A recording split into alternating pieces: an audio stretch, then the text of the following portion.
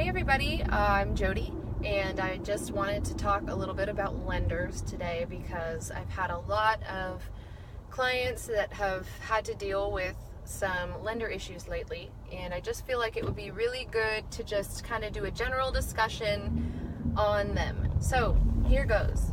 If you are a buyer or you're thinking about buying in the next 6 months, what you want to do before you even get a real estate agent is you want to shop around some lenders and get approved.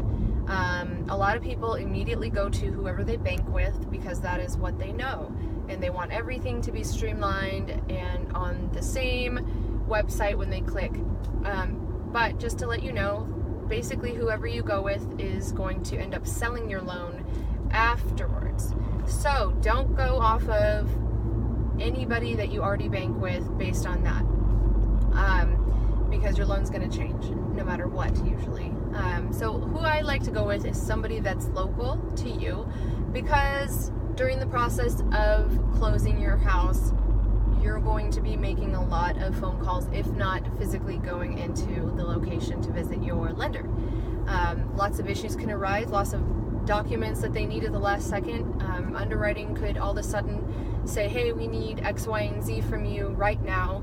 And sometimes it's just easier to go in and be face-to-face and drop things off physically.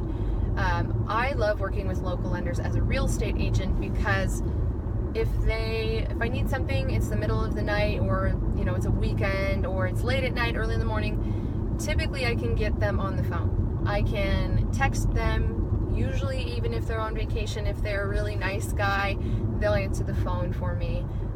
And there's a lot of things that I need to know as your real estate agent. Starting off, I need to know what type of loan that you have. A lot of the houses that you will want to look at, sometimes they won't qualify under that type of loan. So I need to know if you're VA, conventional, FHA, what type of loan. Also, I need to know exactly how much we can spend. Sometimes people go into it thinking, oh, my husband and I both work full-time. Of course we can spend, $350,000 on a house. And then it turns out, oh, well, only the husband's income qualifies because the wife has been at her job less than 2 years. There's all kinds of things that go into this. Or if there's been a bankruptcy, or, there's so many different things. Or say you work for yourself as a business owner. Well, a lot of that income, if it was written off in your taxes the previous year, or the year before that, that income doesn't qualify a lot of the income that you're actually making. So those are things to think about. Also, when it comes down to closing, you want to get that lender on the phone. And if you're going with someone that's USAA, Wells Fargo, US Bank, Bank of America, somebody big, typically they're headquartered not in the time zone that you're actually going to be purchasing in, and they do so many different loans at a lower interest rate that they are almost impossible to get onto the phone. And that exact thing happened when my husband and I purchased our last house. We were with Wells Fargo because that's who we bank with, and they were pretty close to my husband's work, but literally we called 10 times a day in the last week of closing, and we would not have closed on time. We would have been homeless because we were selling our house and we needed to close on the house that we were purchasing, and they were not answering the phone. We would go there, we would call, we would try to talk to their manager. Nobody would answer us.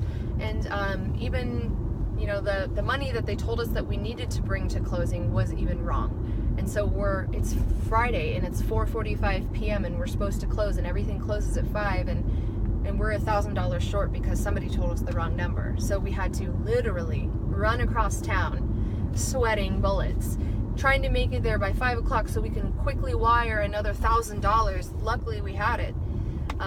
We had to pay another wire transfer fee. So I'm just saying, it's so good when your realtor and your lender and everybody, they're all on board, they know each other, they have a good relationship. So what I would say is get pre-approved before you even meet with your realtor, because that makes you look like a serious person who's ready to go.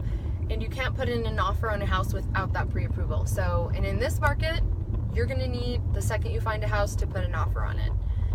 So especially here in Seattle. So you're going to want that pre-approval done. You're going to want it not through a giant bank.